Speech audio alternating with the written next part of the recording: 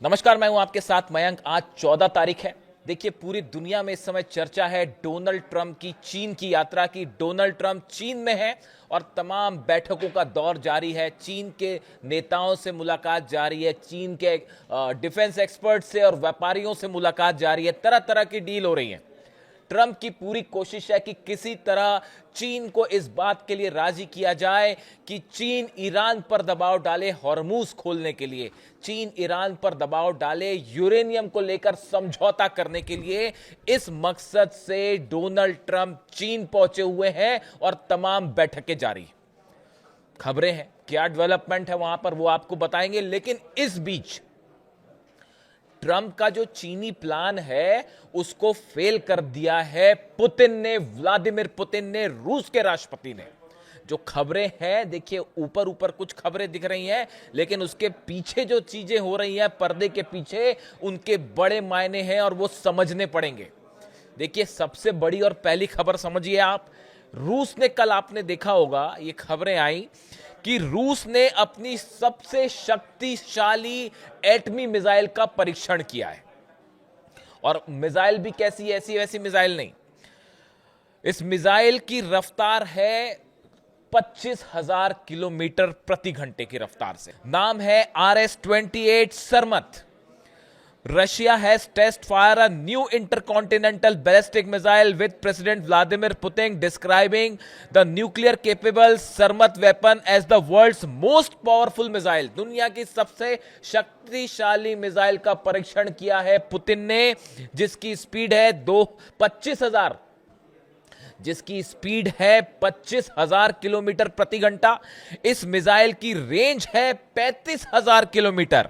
और ये चीन की जितनी मिसाइल्स हैं, TF-41 की आप बात कर लीजिए या अमेरिका की मिनटमैन 3 की बात कर लीजिए, जितनी इंटरकॉन्टिनेंटल मिसाइल्स हैं उसमें सबसे शक्तिशाली मिसाइल। अब आप सोच रहे हैं कि यहां रूस की मिसाइल का क्या इंपॉर्टेंस है। डोनाल्ड ट्रंप चीन की यात्रा पर जाते हैं, इसी बीच जो है वो रूस से खबर आ जाती है कि रूस ने दुनिया की सबसे शक्तिशाली एटमी मिसाइल दाग दी। अब इसकी रेंज कितनी बताई हमने? 35,000 किलोमीटर। तो क्या रूस ने ये मिसाइल जो है वो यूक्रेन के लिए टेस्ट करी? यूक्रेन और रूस की दूरी कितनी आप जानते ही हैं। तो 35,000 किलोमीटर की मिसाइल पुतिन ने क्यों टेस्ट की? सीधा सीधा डोनाल्ड ट्रंप को संदेश है, ईरान पर हमला मत करिएगा। मिडिल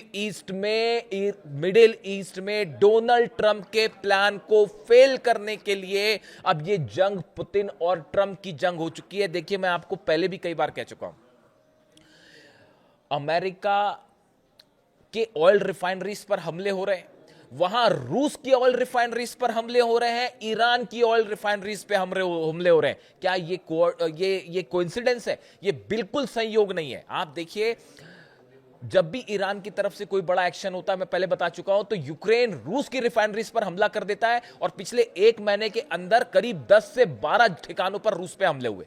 आप देखिए, अमेरिका में 3 से 4 ऑयल रिफाइनरीज में बड़े संदेहास्पद तरीके से धमाके हो गए और ईरान के खार्ग और केशम और अलग अलग जो तेल के ठिकाने उस पर तो हमले हो ही रहे हैं। ये बड़ा खेल चल रहा है साहब। और डोनाल्ड ट्रंप का चीन यात्रा के बीच ये एटमी मिसाइल का जो खबर आई है रूस से, इसके ठीक पहले क्या खबर आई देखिए। मैंने पिछला वीडियो बनाया था कि ईरान की 500 ICBM तैयार है और ईरान ये कह रहा है हम अब तक के सबसे बड़े सरप्राइज अटैक के लिए तैयार हैं।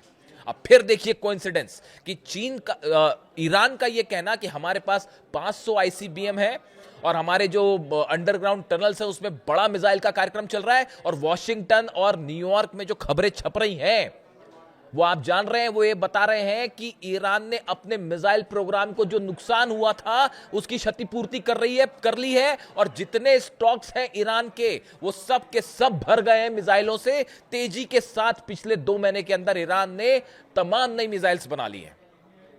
बहुत बड़े स्तर पर तैयारी है ईरान की, और अब तो कह दिया गया है कि आखिरी जंग के लिए तैयार रहिए। अब आप देखिए, कोइंसिडेंस समझने की कोशिश करिए। ईरान का ये कहना ICBM है, हम सरप्राइज करेंगे। अमेरिका के अखबारों का और न्यूज मैगजीन्स का दावा कि ईरान ने अपने पूरे मिसाइल, जितना नुकसान था, चाहे लॉन्च पैड्स हो चाहे मिसाइल हो, उन सबको फिर से जो है वो तैयार कर दिया है। और उधर रूस का एक ऐसी एटमी मिसाइल दाग देना RS-28 सरमत जो 35,000 किलोमीटर जाती है। अरे भैया, तो वो यूक्रेन और कीव के लिए नहीं है, वो वॉशिंगटन और न्यूयॉर्क को धमकी दी जा रही है सीधा सीधा कि यहां मिडिल ईस्ट से दूर रहिए, वरना देखिए भाई, यूक्रेन और रूस का युद्ध तो कब से चल रहा है, लेकिन अचानक ऐसा क्या हुआ कि ट्रंप और चीन, अब देखिए ट्रंप और चीन पे आइए, इसमें समझने की कोशिश करिए। अच्छा, एक बात और है, ये जो रशिया की जो मिसाइल है, ये 15 परमाणु बम एक साथ लेकर जा सकती है, 15 न्यूक्लियर बॉम्ब्स एक साथ लेकर जा सकती है और 15 जगहों पर हमले कर सकती है। ये भी नोटिसेबल है।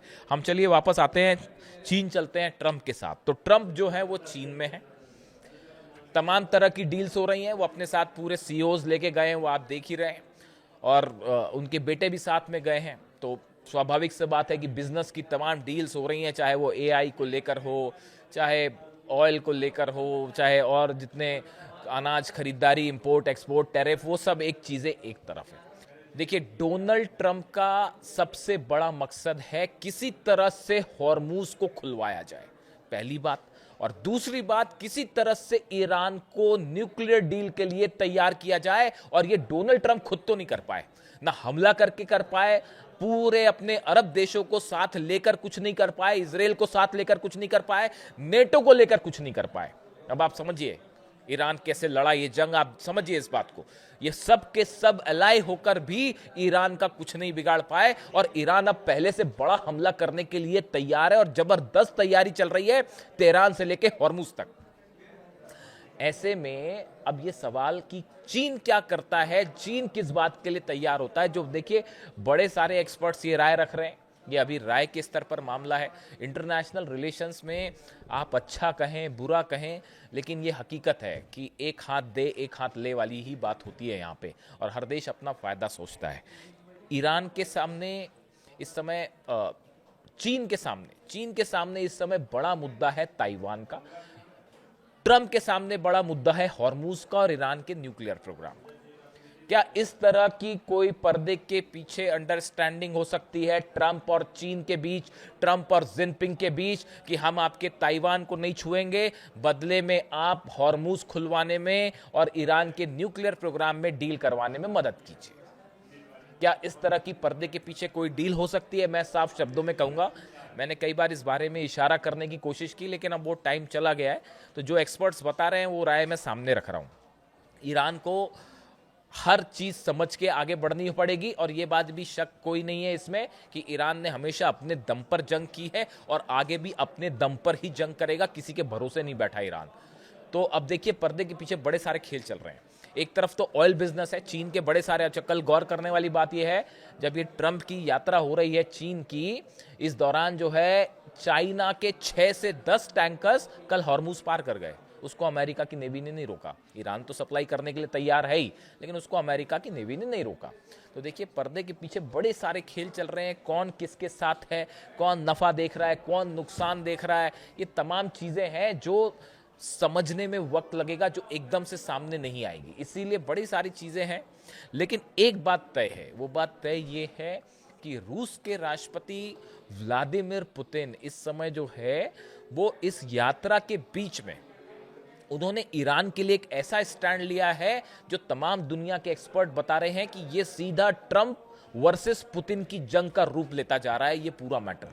अब सवाल ये है कि ये चीन, जैसा कई बता रहे हैं एक्सपर्ट, कि चीन की जैसे ही यात्रा खत्म होगी उसके बाद 2 ऑप्शन सामने खड़े हैं। देखिए, जो है कि चीन हो सकता है ईरान से कुछ मुद्दों पर चर्चा करे, हॉर्मूज को लेकर, न्यूक्लियर प्रोग्राम को लेकर। क्या चीन का इंटरफेरेंस होता है, उसको लेकर ईरान का क्या स्टैंड होगा? क्या ईरान कुछ बातों को मान सकता है, किसी तरह की बातचीत हो सकती है? एक ऑप्शन। और दूसरा ऑप्शन, अगर ईरान इन सबको रिजेक्ट कर देता है तो ईरान के ऊपर बड़ा हमला तय है, उसकी तैयारी ईरान ने भी कर ली है, पूरी मिसाइल्स तैनात है सब जगह और बड़ी जंग की तैयारी है। अब आप देखिए, नेटो देश, इटली हो, फ्रांस हो, ब्रिटेन हो, ये सबके सब देश जो कि डोनाल्ड ट्रंप से भिड़े हुए थे तमाम मुद्दों को लेकर, लेकिन अब इनके जंगी जहाज जो हैं वो धीरे धीरे हॉर्मूज की तरफ आने शुरू हो गए। खबरें इस तरह की भी आई हैं जो आपने देखी पिछले 48 घंटे में कि यूएई ने भी, जब हमले हुए थे ईरान पर, तो यूएई ने भी अपने मिराज भेजे थे हमले करने के लिए। अब ये भी खबर आ गई है कि सऊदी ने भी अपनी तरफ से स्ट्राइक की थी ईरान के ऊपर, भले क्लेम नहीं किया इस डर से, लेकिन उसका हिस्सा थे। नतीजा क्या था वो बेस तबाह हुए, एक अलग बात है। यानी ट्रंप की बड़ी कोशिश समझिए अरब देशों को एक साथ लाने की, यूएई खास तौर पर, जिसमें जो है वो आयरन डोम वगैरह लग चुका है, यानी बचाव की तैयारी है। और हो सकता है कि कई अरब देशों को एक साथ लाके एक मोर्चा ईरान के खिलाफ तैयार किया जाए। नेटो के देशों पर दबाव डाल के, जो लगातार ट्रंप ये धमकियां दे रहे थे हम अपने फोर्सेस हटा लेंगे, हम नेटो का जो है वो बजट बंद कर देंगे, इस तरह की तमाम बातें, नेटो को भी साथ लाने की कोशिश है, चीन को न्यूट्रल करने की कोशिश है। और अगर ईरान अपनी बात पर अड़ा रहा कि हम न्यूक्लियर डील नहीं करेंगे, तो अरब देशों के साथ मिलकर, नेटो के साथ मिलकर और चीन को न्यूट्रल करके एक बड़ा हमला हो सकता है ईरान पे। इस बात को ईरान अच्छी तरह समझ रहा है। आईआरजीसी चीफ अहमद वाइदी साहब बहुत अच्छी तरह से समझ रहे हैं। देखिए, लंबा शासन रहा है अली खामनेई साहब का, और मैं बार बार उनकी बात इसीलिए दोहराता हूं कि इसी दिन के लिए उन्होंने अपने देश को तैयार किया था कि हमेशा आपको अकेले जंग के लिए तैयार रहना है, आपको किसी पर विश्वास नहीं करना है। आपके लिए सबसे बड़ा प्रमुख चीज है अपने देश का हित क्या है, नेशनल इंटरेस्ट क्या है, और कैसे दुश्मन को जवाब दिया जाए। ये सब चीजों को लेकर अली खामनेई साहब ने एक बड़ा प्लान हमेशा अपने सेना के सामने रखा, अपने अधिकारियों के सामने रखा। अब उसी पर जो है ईरान की सेना आगे बढ़ रही। तो देखिए, अरब देश, नेटो, अमेरिका, ये फिर मिलकर एक बड़ा हमला कर सकते हैं। लगातार ये खबरें हैं कि खार्ग आइलैंड के पास, केशम आइलैंड के पास, अबू मूसा के पास कई इलाकों में लगातार अमेरिका की तरफ से कहीं ड्रोन स्ट्राइक हो रही है, कहीं पर जो है मिसाइल स्ट्राइक्स, ये चल रही हैं चीजें। खबरों में कितनी सामने आ पा रही है, नहीं आ पा रही है, लेकिन आपको तमाम इस तरह की खबरें मिलेंगी कि आज ईरान में इस जगह आग लग गई, आज इस द्वीप पर आग लग गई, आज यहां पर जो है वो आग की लपटें दिखाई दी, यहां पे धमाके। ये चीजें लगातार चल रही हैं और ये बात ईरान समझ रहा है, इसीलिए बड़ी जंग की तैयारी है और आखिरी जंग की तैयारी है। डोनाल्ड ट्रंप ने कांग्रेस से परमिशन ना लेना पड़े फिर से आगे बढ़ने के लिए वहां की संसद से, क्योंकि अमेरिका में बड़ा बड़ा वर्ग है जो जंग नहीं चाहता ईरान से, ये भी हकीकत है। और डोनाल्ड ट्रंप अपनी जिद पे अड़े हुए हैं, वो बात अलग है। इसीलिए उन्होंने अपना एपिक फ्यूरी, जो पहला वाला ऑपरेशन था, इसको खत्म करने का ऐलान किया। और अब माना जा रहा है कि स्लेज हैमर नाम से डोनाल्ड ट्रंप दूसरा ऑपरेशन शुरू कर सकते हैं, ताकि फिर से 60 दिन मिल जाए कांग्रेस से परमिशन लेने के लिए, यानी 60 दिन की जंग फिर से आगे बढ़ सकती है। इन हालात में यह माना जा रहा है कि पुतिन ने एक बड़ी डिप्लोमेटिक स्तर पर भी एंट्री की है और हथियारों के लेवल पर, मिसाइल के लेवल पर एक इंटरकॉन्टिनेंटल बैलिस्टिक मिसाइल, अपने सबसे शक्तिशाली मिसाइल दाग की संदेश दिया है डोनाल्ड ट्रंप को भी और चीन को भी। पुतिन ने यह संदेश दिया है कि हम ईरान के साथ खड़े हुए हैं।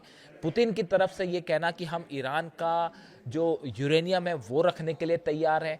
पुतिन की तरफ से यह कहना कि अमेरिका जो है उसकी वजह से हालात खराब हैं और अब ये न्यूक्लियर मिसाइल का परीक्षण, एटमी मिसाइल का परीक्षण, ये बता रहा है कि पुतिन को ये बात बिल्कुल रास नहीं आ रही कि फिर से ईरान पर किसी तरह का हमला किया जाए, या क्योंकि उसकी वजह है ईरान पर हमले का मकसद है, आपके का मतलब यह माना जाता है कि आप रूस के बॉर्डर्स के आसपास खड़े हैं, आप रूस को भी चैलेंज कर रहे हैं। इस बात के लिए पुतिन कतई राजी नहीं है। और हालात ये है कि सबकी नज़र इस बात पे है कि जैसे ये ट्रंप का दौरा ख़त्म होता है, देखिए इस दौरान कई सारी खबरें आएंगी आपके सामने। हो सकता है फिर से बातचीत की बात आ जाए, हो सकता है किसी डील की बात आ जाए, लेकिन पर्दे के पीछे हकीकत ये है कि बड़ी जंग की तैयारी है और ईरान इस बात को अच्छी तरह समझ रहा है।